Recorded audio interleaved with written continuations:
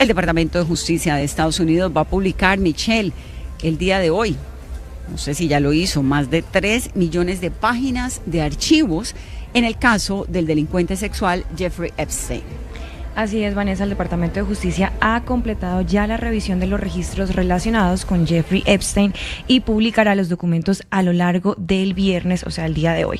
Anunció el vicesecretario de Justicia, Todd Blanche, pues los documentos que se publicarán hoy incluyen 3 millones de páginas, 2.000 videos y 180.000 imágenes.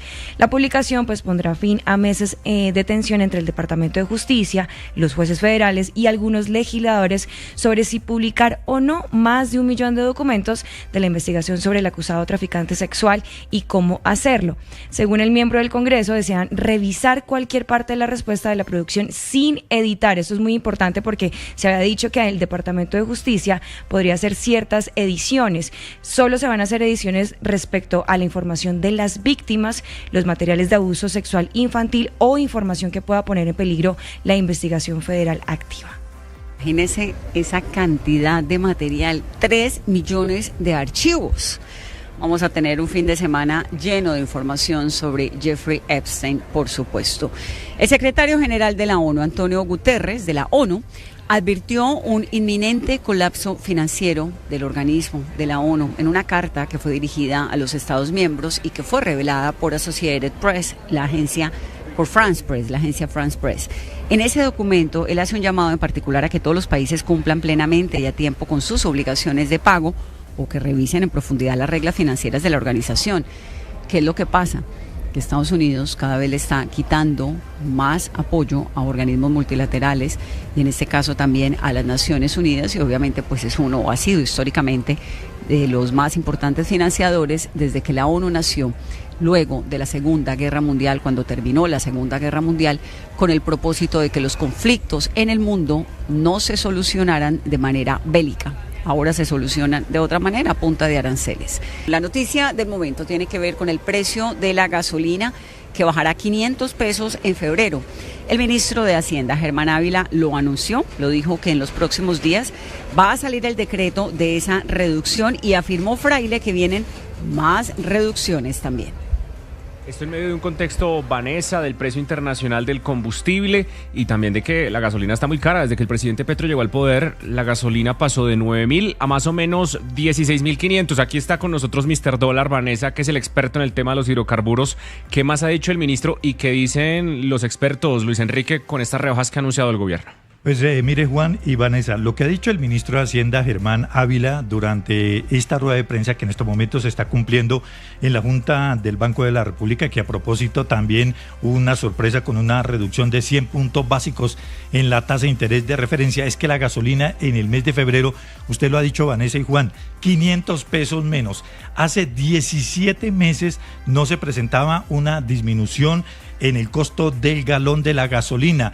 El ministro ha confirmado que en estos momentos ya se está ultimando los detalles de esta resolución que será expedida por la Comisión Reguladora de Energía y Gas, la CREG. Lo que se busca es compensar las reducciones en el costo del barril del petróleo Brent, que es el de referencia para Colombia, que ha bajado. Es decir, tendría que bajar 4.000 pesos el galón de gasolina para compensar esa caída que se está dando en el petróleo en los mercados internacionales. Entonces, pues buena noticia, baja 500 pesos en febrero. Exacto, aquí en Bogotá, por ejemplo, Vanessa, el galón está 16.491, va a empezar a bajar entonces a partir de la salida de este decreto, 15.900 más o menos en promedio será el precio en todas las ciudades de Colombia. También estamos a un poco más de 30 días para las consultas, ¿no? Y esto tiene un impacto directo también en esa percepción del ciudadano, del votante, frente al gobierno. El ministro de Hacienda también rechazó la decisión que tomaron 4 miembros de la Junta del Banco de la República de subir las tasas de interés a 10.25%. Dijo que no era responsable con la situación económica que vive el país. FENALCO está celebrando la suspensión de la emergencia económica. No se puede gobernar por decreto. El gremio respaldó la suspensión y le pidió al gobierno responsabilidad fiscal y planeación.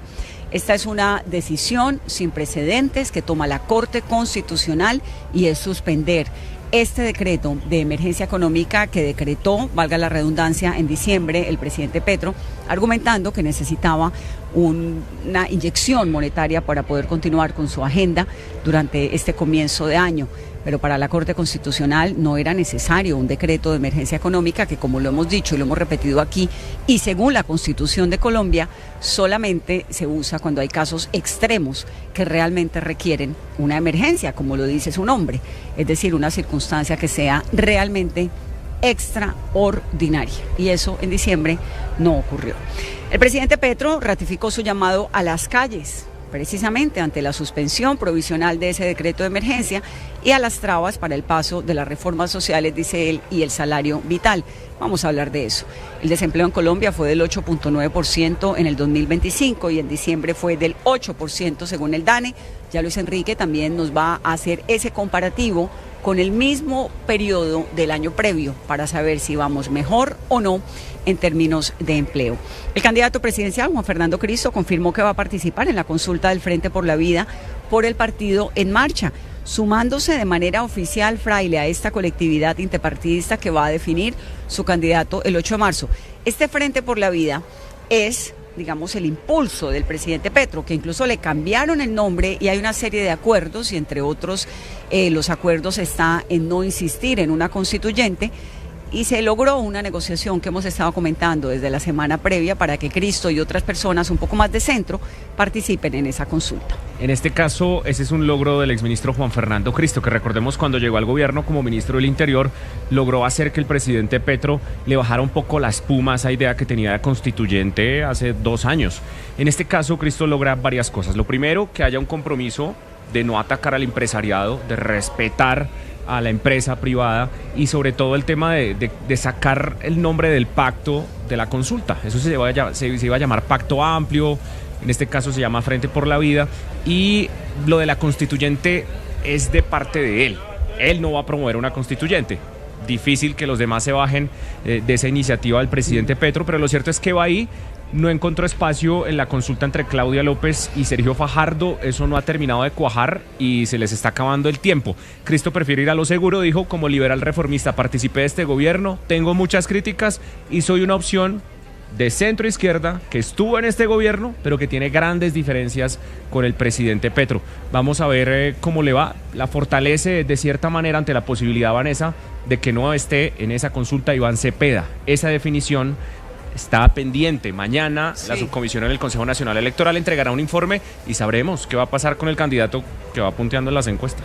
Llevamos varios días, ¿no? Con ese tintero que hoy sale. El Consejo Nacional Electoral se está tomando el tiempo porque sin duda es una noticia muy importante. Si Cepeda podrá o no participar en esa consulta, y ya han hecho las advertencias de llamado a las calles en caso tal de que no se pueda. La Constitución colombiana también dice que si usted participa en una consulta interpartidista no puede participar en 2, y él ya lo hizo previamente en una. También el precandidato presidencial Roy Barreras respondió al Centro Democrático, que lo señalaron de haber tramitado en Estados Unidos, que el presidente Petro lo apoyaría a él y no a Iván Cepeda si lo excluyen de la lista Clinton, como si eso fuera una negociación. Lo conté más temprano, Fraile, que Roy Barreras es estadounidense, su padre nació en Nueva York, se reunió con Bernie Moreno, que es uno de los grandes alfiles que tiene el trumpismo dentro de los republicanos. Perdón, le voy a cerrar este micrófono, Eris, porque se nos está metiendo aquí una bulla, gracias.